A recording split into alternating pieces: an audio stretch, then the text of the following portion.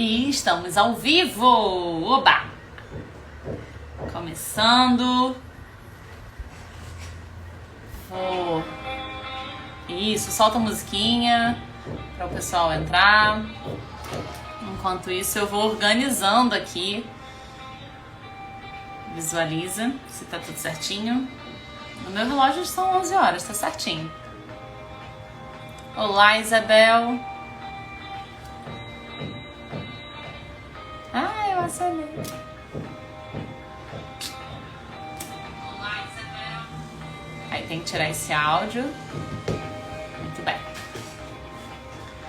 Então, deixa eu começar aqui. Hoje o tema, a gente vai falar um pouquinho sobre o processo do envelhecimento. Bom dia, Isabel! Ai, que delícia ouvir bom dia, assim. Ouvir, ler, enfim.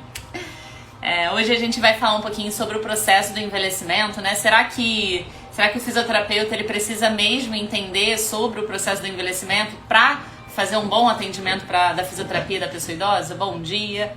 Olá, Ana! E aí, vamos lá. Então, vou começar. Essas lives são um aquecimento para a jornada da fisioterapia para a pessoa idosa, que a gente vai iniciar a última edição desse ano, vai acontecer agora em dezembro, então eu estou fazendo esses aquecimentos, tá? Para que a gente possa dominar a avaliação e tratamento da fisioterapia para a pessoa idosa.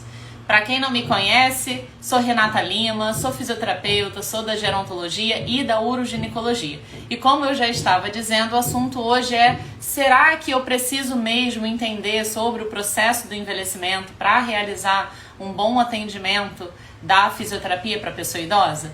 E aí, continuando sobre esse assunto, a primeira pergunta que eu vou responder, que é o seguinte: como é o processo do envelhecimento humano?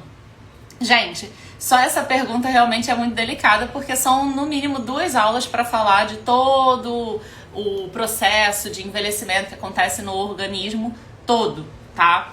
Mas, de forma bem sucinta, a gente tá falando de... Primeiro a gente tem que separar, né? Envelhecimento fisiológico e envelhecimento patológico, doente. Então, envelhecimento fisiológico a gente também vai conhecer como senescência, tá? Então é aquele envelhecimento natural. O nosso organismo ele envelhece de forma bem simples falando, envelhece do momento que a gente nasce. A partir do momento que a gente nasce, a nossa multiplicação celular já inicia um processo de envelhecimento. E o outro tipo de envelhecimento é a senilidade, que é um envelhecimento mais patológico, marcado com presenças de múltiplas comorbidades, doenças, incapacidades. Aí lembra que eu sempre reforço, né? Envelhecimento, ou melhor, a saúde da pessoa idosa não necessariamente é marcada pela ausência de doenças, tá? Então, saúde não é necessariamente a ausência de doenças, e sim como a gente domina ali a nossa autonomia e independência. Então, a gente tem que diferenciar o processo do envelhecimento dessas duas maneiras, senescência e senilidade. E aí, quando a gente fala da senescência, desse envelhecimento natural, normal, fisiológico, eu tenho que lembrar que existem 3 grandes sistemas que envelhecem juntos, né? Desses 3 grandes sistemas, a gente já pode entender que os outros tecidos corporais vão acompanhar esse envelhecimento mais acentuado, digamos assim. Que são eles, né? O sistema imune, que a gente vai conhecer também esse envelhecimento com a imunissenescência, o sistema endócrino, que vai envelhecer e isso vai repercutir com todos os nossos reduções, alterações de neurotransmissores, por exemplo, e o sistema nervoso central também, tá? Então, quando a gente fala do envelhecimento, a gente pode dizer que tem um marco nesses 3 grandes sistemas. A partir daí, todos os outros sistemas corporais, uro, cardio, respiratória, gastro, tudo vai estar envelhecendo de uma maneira muito natural. E quando eu falo isso, o que significa, né? Significa que a gente, na verdade, consegue adaptar o nosso organismo para aquela nova demanda, para a forma como o meu organismo se regenera ou como esse organismo se adapta às agressões, vai conseguir tá? Então não significa que envelhecer é doentio, não é isso, tá? É natural, é um processo, nosso corpo vai se adaptando. O detalhe, deixa eu desligar esse áudio aqui. O detalhe é que quando ocorre um acúmulo de agressões, quando a gente também não favorece a nossa poupança, né, a nossa capacidade funcional, ou seja, ao longo da vida a gente não tem bons hábitos e aí automaticamente isso gera um acúmulo de agressões para aquele corpo, a adaptação, a homeostase, aquele equilíbrio entre o que está envelhecendo e o que está acontecendo, não consegue acompanhar. E aí sim a gente começa a acumular comorbidades, doenças, enfim. Então, quando a gente fala desse como é o processo do envelhecimento, de forma bem sucinta é basicamente isso. Mas é lógico, a gente tem algumas curiosidades mais específicas, como por exemplo, no sistema cardiorrespiratório, mas pensando mais na questão do gradil costal, a gente tem um enrijecimento dessa caixa torácica. Pensando nisso em relação à postura, né? O que isso vai repercutir na nossa postura? Automaticamente a gente começa... Peraí, só um minuto. O computador aqui, a Siri, entendeu que eu estava falando com ela. E a gente começa a ter uma hipercifose torácica. Então, isso na postura, isso começa a refletir com uma anteriorização de cabeça, uma projeção de ombros à frente, uma cifose torácica mais acentuada. Isso vai repercutir na nossa lombar. Normalmente, a gente encontra aquela postura clássica da pessoa idosa com uma retificação da lombar. Isso também vai repercutir em joelhos, também semifletidos.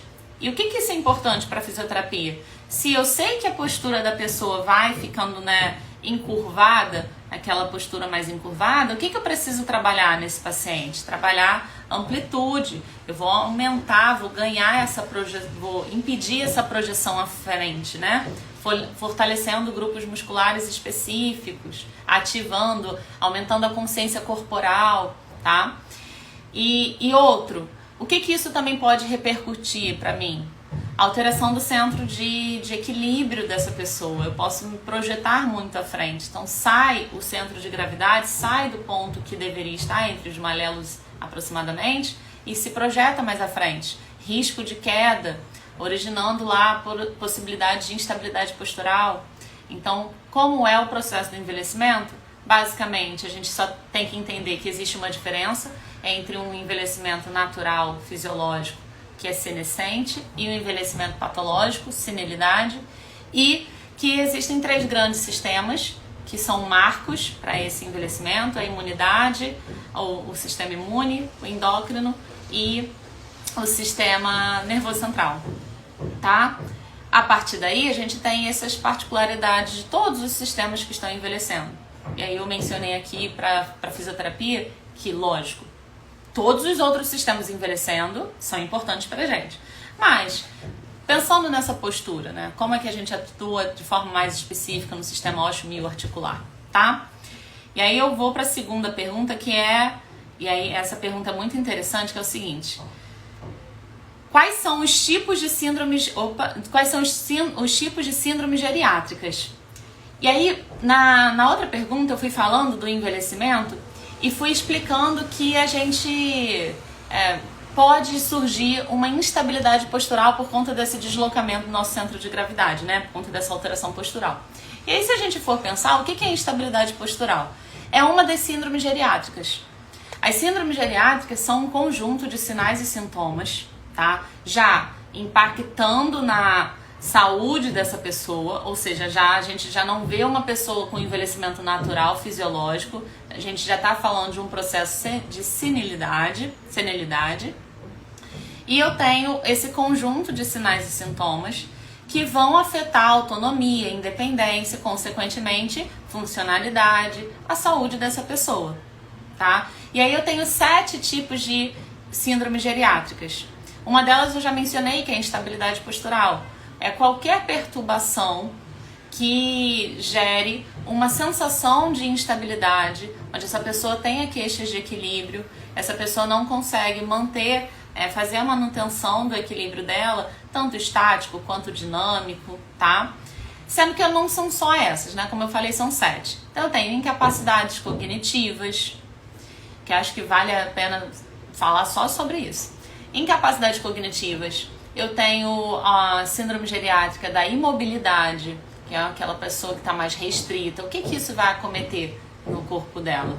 Então, quais são os sinais e sintomas que estão juntos, esse conjunto de sinais e sintomas que estão acompanhando uma imobilidade? Diversas, a gente sabe disso, né?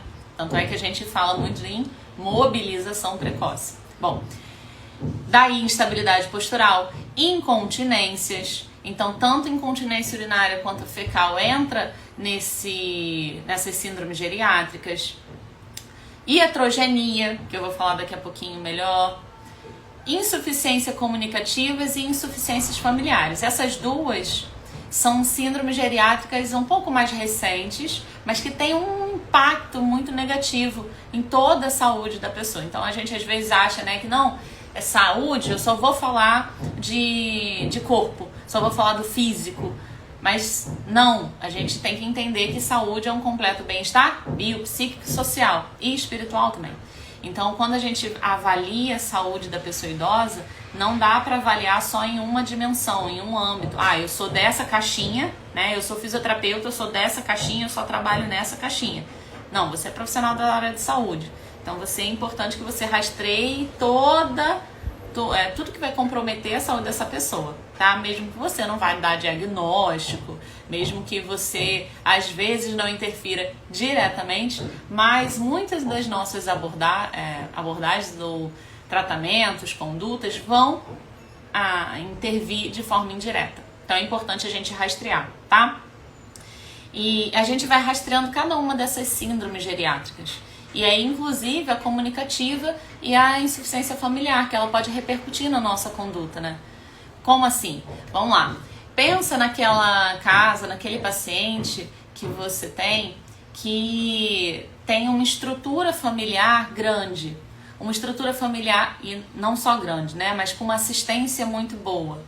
A forma como o paciente responde ao tratamento é diferente, porque você pode contar com mais pessoas ao redor, tá? E quando eu tô falando de pessoas ao redor, família, não necessariamente a família filho, neto, mas às vezes a família que essa pessoa tem, que é agregados, enfim, a família que ela tem, tá? E aí quando você observa que quando você precisa, por exemplo, que a pessoa faça uma determinada intervenção e que você não vai estar lá, você consegue pedir auxílio das pessoas que estão ao redor para incentivar aquela pessoa, para lembrar aquela pessoa, tá? Porque realmente é importante a motivação, tá? E então a insuficiência familiar, quando ela existe, na verdade, quando a pessoa não tem uma rede de apoio boa, adequada ali, pode até ter um número imenso de gente na família, mas ninguém está dando o suporte necessário para aquela pessoa, a resposta às vezes ao tratamento é muito delicada, porque a motivação que a pessoa precisa é muito maior, às vezes é mais difícil para conseguir determinadas atividades, para realizar determinadas atividades. Então, por isso que entra como uma síndrome geriátrica, tá? Mas tem outros motivos também. Porque é bem longo esse assunto. E aí, como hoje o foco é falar do processo do envelhecimento, não cabe. Mas, e a incapacidade comunicativa?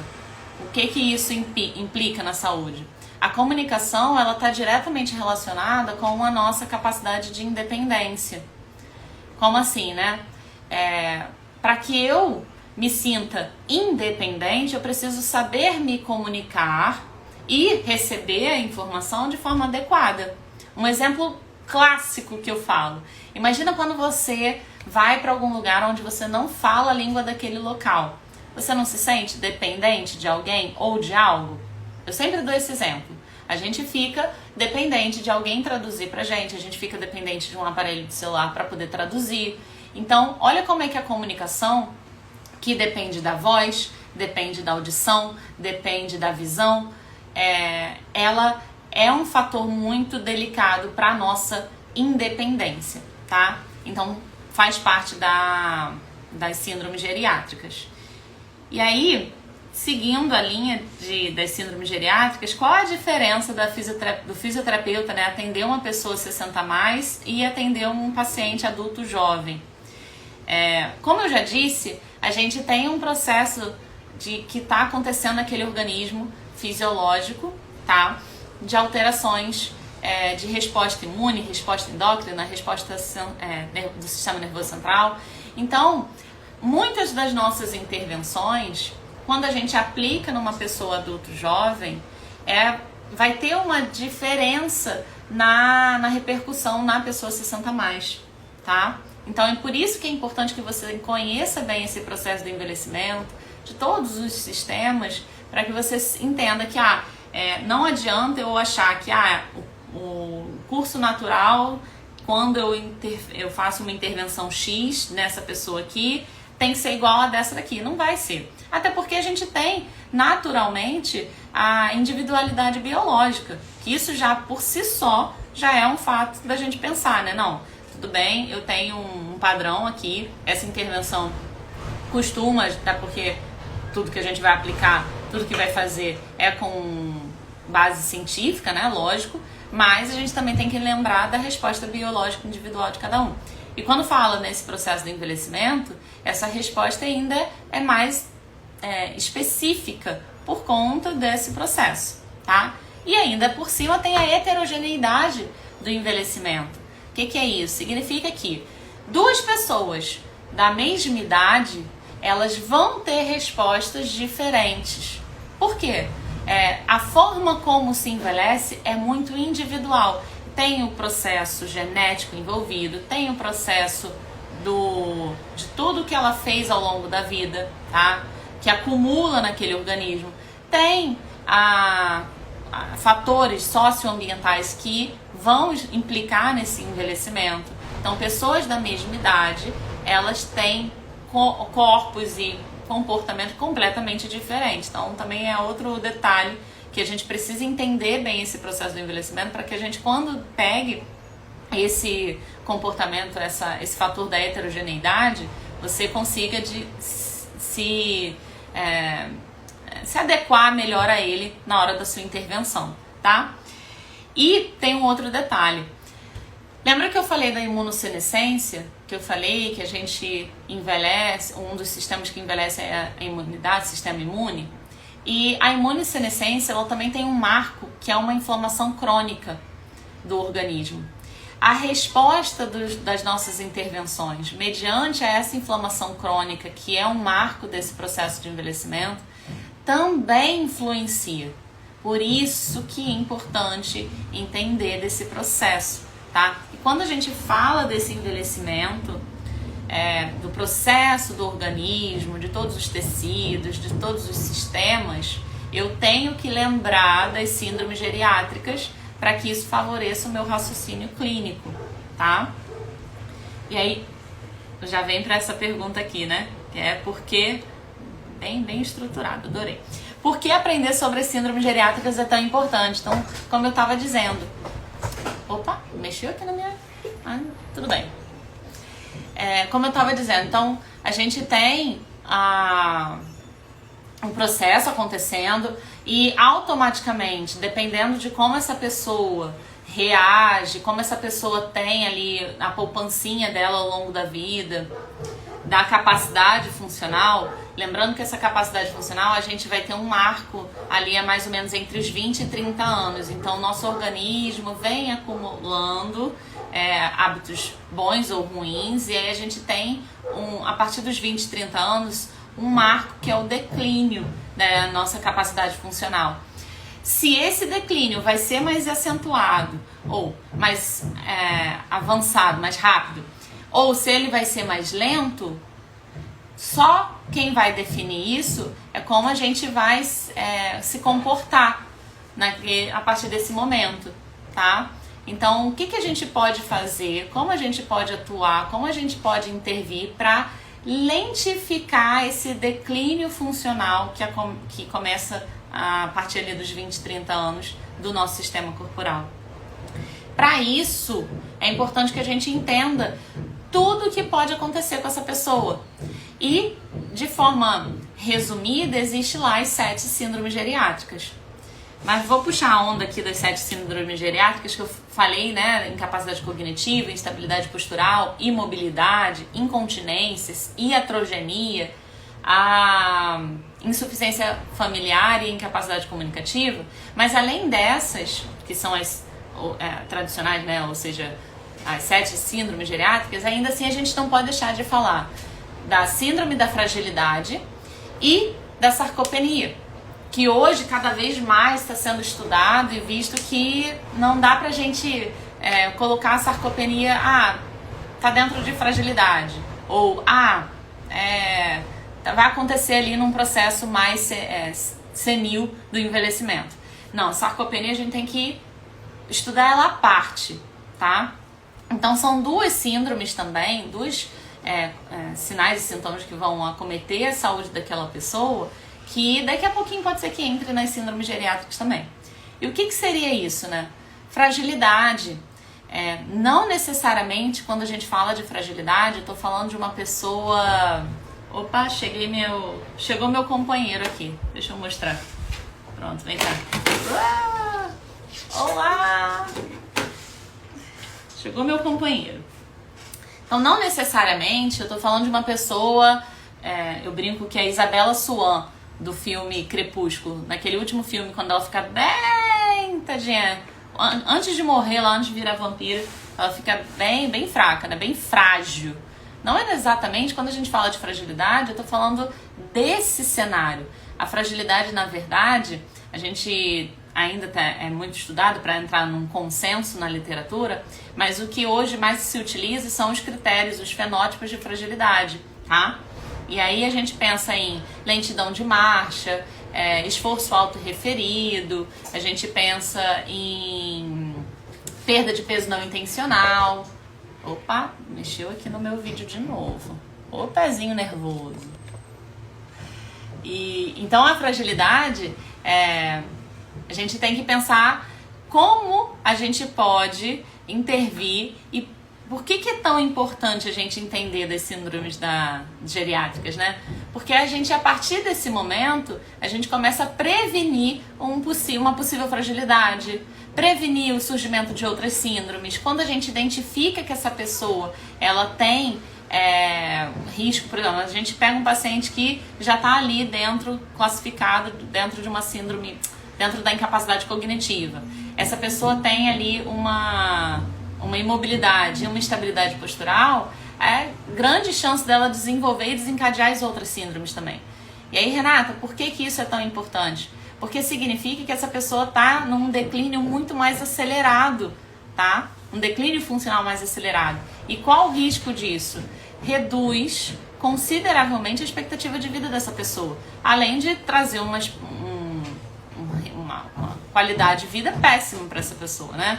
Ela vai ter uma finitude ali, porque muito provavelmente pode ser que já esteja entrando em cuidados paliativos e o processo de finitude dela vai ser terrível.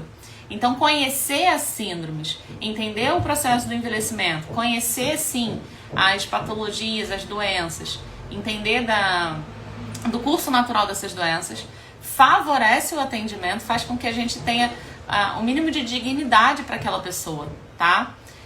Ou então, o melhor dos mundos, que é o que eu mais gosto de trabalhar, prevenir. Tá? Então, se eu já identifiquei uma síndrome geriátrica nessa pessoa, eu já sei que ela pode entrar em cascata, como, por exemplo, a iatrogenia, né? Que é o erro dos profissionais das intervenções. E por mais que a gente veja muito a palavra, né? A palavra muito mais direcionada como se fosse só o erro dos profissionais médicos, ainda assim não. A iatrogenia, na verdade, é um erro das intervenções, seja do médico, do enfermeiro, do fisioterapeuta, do nutricionista, tá? Então, existem diversas formas de iatrogenia, ok? Desde a iatrogenia do silêncio, que é quando a gente não sabe se comunicar com aquela pessoa, ou então iatrogenia, por exemplo, da subavaliação, subdiagnósticos, que é quando a gente fala assim, isso é normal do envelhecimento. Não, mas isso é da idade, né? Não sei se vocês já passaram por uma situação dessa. Você encontra um paciente, o paciente tem alguma alteração no joelho, vulgo, por exemplo, artrose. Mas isso é da idade, né? Não, não é da idade. Vocês podem encontrar um paciente muito ativo, um paciente de mais de 70, 80 anos e que não tem essa degeneração, ou tem, mas não se queixa de dor, não se queixa de redução da funcionalidade, tá? Então, não é normal do envelhecimento. Uma outra área que é a minha, né, a uroginecologia, o que mais a gente vai visualizar? Essa pessoa ela é muito mais suscetível ao surgimento de incontinências urinárias, porque o organismo está mais favorável para aquilo, mas continua não sendo normal. Perder urina não é normal. E aí o que a gente encontra? Nossa, dona fulana tá cheirando a xixi, tá perdendo urina, mas é normal da idade. Não é normal da idade, tá? Então, conhecer tudo que é normal e o que não é, pra gente entender, né? Isso aqui não é normal. Isso faz parte, por exemplo, é um tipo de iatrogenia, ok? E aí a iatrogenia, ela pode gerar cascata. O mais famoso, né, é a iatrogenia medicamentosa, que é quando a soma dos medicamentos começam a interferir e aparecer novos problemas por conta da repercussão daquele medicamento. O sistema gastro, o sistema metabólico dessa pessoa está alterado. E a forma como o fármaco vai ser metabolizado também fica alterada. Então tende esse medicamento a ficar mais tempo no organismo, tende esse medicamento a ter um processo de metabolização mais lento.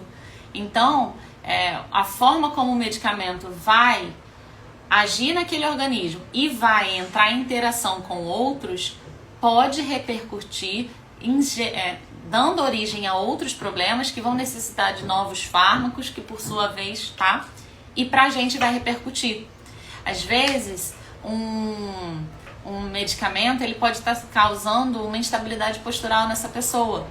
Então eu tô ali trabalhando, reforçando, tô fazendo exercícios proprioceptivos, tô fazendo tapete sensorial, tô trazendo fortalecimento e nada da pessoa melhorar o desequilíbrio dela. Às vezes é por conta de uma iatrogenia medicamentosa. Então vale a pena a gente conhecer as síndromes geriátricas, entender o que elas podem causar para que eu possa prevenir ou mesmo já intervir de forma mais efetiva. Mas e se fosse uma iatrogenia medicamentosa, Renata, como é que a gente resolve?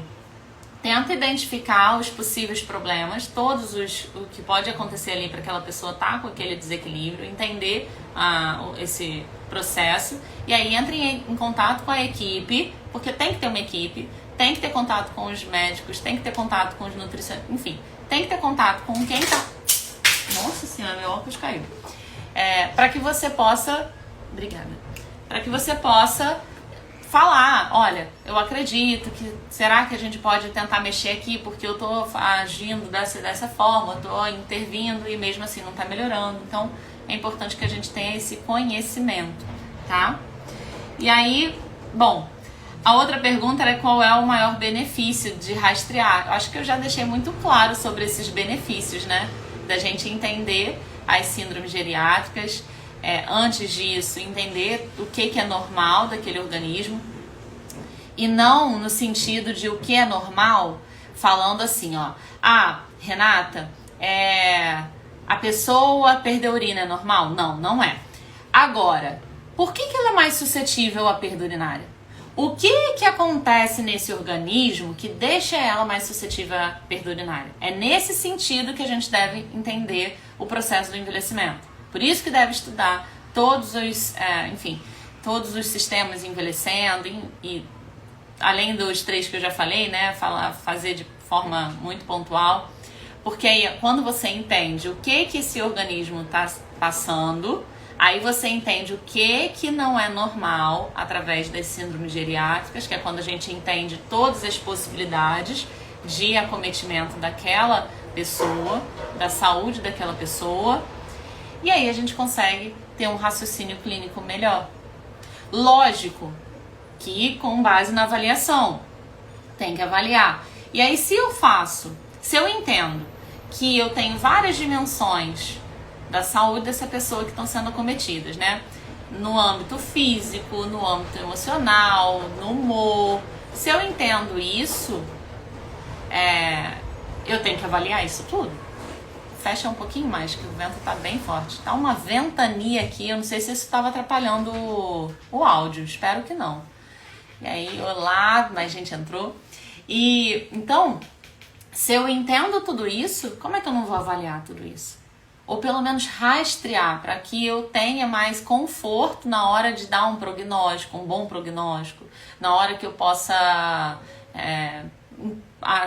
prescrever a minha conduta fisioterapêutica, né? Então tudo isso é importante, que a gente tenha esse domínio para que a gente possa ter o nosso raciocínio clínico mais assertivo para o nosso paciente, tá?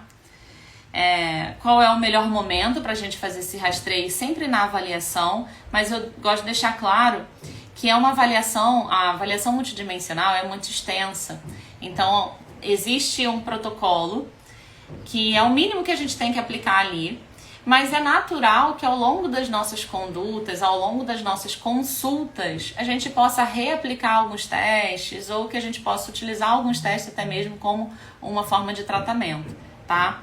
Então, rastrear as síndromes geriátricas já começa no primeiro contato com o nosso paciente. E eu queria... Aí, vamos lá. Tá, já... Essa pergunta aqui eu não vou fazer porque eu praticamente já respondi. Mas eu queria dar um exemplo, que é o seguinte. Imagina um cenário da seguinte maneira. Uma pessoa, uma senhora, vai sair de casa para comprar pão. O fato dela sair de casa para comprar pão, ela está envolvendo diversas dimensões da saúde dela. Ela precisa ter a cognição adequada para que ela pense onde ela vai, o quanto ela vai precisar de dinheiro, que ela se vista adequadamente. Então ela precisa da cognição para que ela consiga ir até a padaria. E também ela precisa lembrar, lógico, onde é a padaria. O humor, porque ela precisa ter motivação para ir até a padaria e comprar aquele pão, tá? Então, só até aí eu falei que ela não pode estar dentro de uma incapacidade uma incapacidade cognitiva, que é uma das síndromes geriátricas. Para que ela saia de casa, ela precisa ter mobilidade, ela precisa ali ter acessibilidade para sair de casa, seja caminhando ou usando um dispositivo de marcha, não importa. Ela precisa ter mobilidade para chegar até lá, tá? Então, ela não pode estar dentro da síndrome de imobilidade. Só que ao mesmo tempo, eu também preciso de equilíbrio, porque não é só eu ser móvel, né? Eu ter essa mobilidade. Eu também preciso do meu equilíbrio, tanto estático, para que caso eu fique parada, em pé, tanto dinâmico, para durante a minha caminhada. Então eu não posso apresentar uma instabilidade postural, que é uma outra síndrome geriátrica, tá? Para que eu tenha essa motivação de sair de casa, tenha essa mobilidade, eu também não posso estar apresentando, ou pelo menos vai impactar muito negativamente na vida dessa pessoa, eu não posso ter uma incontinência. Porque imagina uma pessoa que tem uma incontinência de urgência, por exemplo. Essa pessoa ela vai ter mais restrições de sair de casa. Porque ela, a cada tempo específico, ela sente vontade de urinar. É aquela urgência, aquela vontade louca de correr para o banheiro para fazer xixi. Então, tem pacientes, eu já tive casos de pacientes, de pessoas que a cada 30 minutos sentiam vontade de ir ao banheiro. Então imagina que para que eu me desloque até a padaria tem que ter tempo entre uma micção e outra. Só que às vezes, por conta da ansiedade, de que, minha Nossa Senhora, eu vou sentir dor, eu vou perder urina, esses 30 minutos reduzem. Então, para que eu consiga ir até lá, eu também não posso ter uma incontinência, que é uma das síndromes geriátricas. Vamos continuar. Olha aqui, olha como é que tá tudo envolvido. Para que eu consiga me comunicar com a pessoa, para que eu fale, olha, eu quero comprar X pães, eu também tenho que ter habilidades comunicativas. A voz, a audição, cognição, que eu já falei lá atrás, está envolvida, né? Mas eu também não posso ter uma incapacidade comunicativa, porque eu preciso me comunicar, eu preciso ser independente, certo? Então, só nesse percurso, nessa atividade de vida diária, instrumental, que é sair de casa, me relacionar com o ambiente externo, me relacionar com a sociedade. Só nessa atividade eu falei de incapacidade comunicativa, falei da cognição, mobilidade, falei da instabilidade postural e da incontinência, né? Então só nessa atividade eu falei de 5. Renata, e a iatrogenia poderia entrar nesse exemplo que você deu? Se a gente pensar que essa pessoa tem mais de 5 medicamentos, né? Que aí a gente já começa a pensar em polifarmácia. E essa polifarmácia pode ser ela que está originando uma perda urinária, por exemplo, o fato de associar vários medicamentos, e às vezes tem um medicamento que vai favorecer a perda urinária, então ela pode estar sendo gerada lá a incontinência. Às vezes a incontinência, eu falei da urgência, né? Mas uma incontinência que a pessoa fica perdendo urina para tossir, para espirrar, como a de esforço, ela sente mal por estar possivelmente cheirando a xixi. E isso vai impactar não exatamente na locomoção, mas vai impactar no humor. E automaticamente isso vai impactar na motivação dela de sair de casa. Então poderia ter uma iatrogenia no meio? Poderia. Mas ela vai fazer a cascata, né? Vai implicar aqui, que vai repercutir aqui, que vai, enfim, aquela cascata negativa. E a insuficiência familiar poderia estar no meio desse bololô todo que eu falei?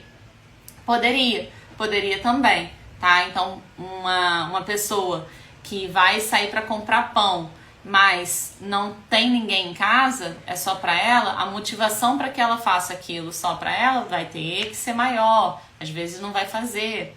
Ou, ao mesmo tempo, pode acontecer uma superproteção também, mas aí eu acho que esse é assunto para outra live. Mas, basicamente, né, pensando naquela situação de superproteção que não sai de casa não, que é perigoso, não vai comprar pão, e aí começa a fazer com que aquela pessoa se sinta inútil, porque ela não consegue fazer mais nada na vida dela, porque não pode sair de casa para comprar um pão, porque está sendo super protegida, coitada. E por mais que isso seja numa intenção excelente de proteção do nosso parente, na proteção daquela pessoa, às vezes isso infelizmente pode repercutir de forma muito negativa, trazendo uma sensação de inutilidade, trazendo uma sensação de incapacidade, tá? Então poderia entrar essa insuficiência familiar no meio aí também, de uma forma específica, mas pensando na superproteção, ou mesmo uma motivação de que eu tô sozinha, não tem ninguém, então não vou, entende? Então, olha a prática, né, do porquê que a gente tem que conhecer todas essas síndromes. Como é que a gente, como fisioterapeuta, poderia intervir nesse caso? Preparando essa pessoa para poder fazer essas atividades de vida diária.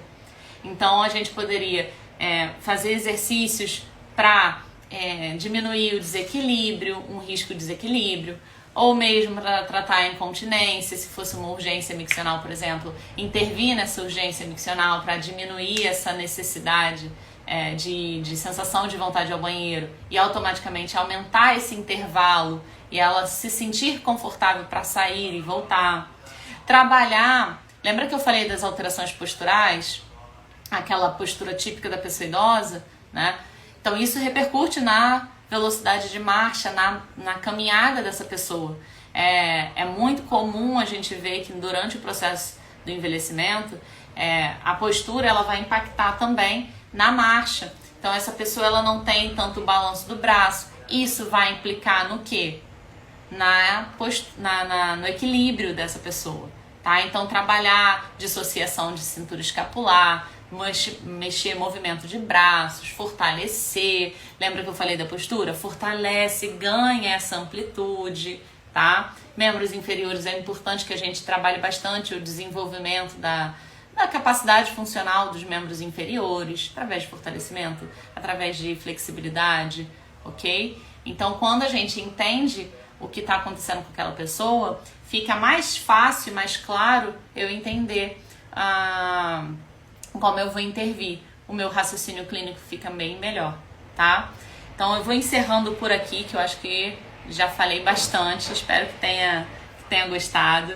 Gente, vou reforçar, essas lives tá acontecendo essa semana, foi terça a primeira, agora hoje. Semana que vem vão ter mais 3 lives, né, que estão programadas, que eu consegui programar. Mas aí eu acho que não vai ser nesse horário, porque é segunda, quarta e sexta. E aí tem jogo e segunda, quarta e sexta são os dias que eu tô atendendo. Então nesse horário não vai ser, mas eu vou ver qual vai ser o horário, vou colocar aqui no... Enfim, vou divulgar, vai dar tudo certo. E aí a gente tá fazendo o aquecimento para a jornada fisioterapia para pessoa idosa. Lembra de se inscrever, vai ser a última edição desse ano. E vão ser 3 dias, certo? Então se inscreve, o link para inscrição da jornada, onde a gente vai falar tudo isso e mais um pouco. O link da inscrição da jornada tá no link da bio. E quem já se inscreveu, entra no grupo do WhatsApp que vai ter muito material já sendo disponibilizado, tá bom? Gente, um beijo, até a próxima agora e espero que vocês tenham gostado. Tchau! Deixa eu desligar aqui. Opa!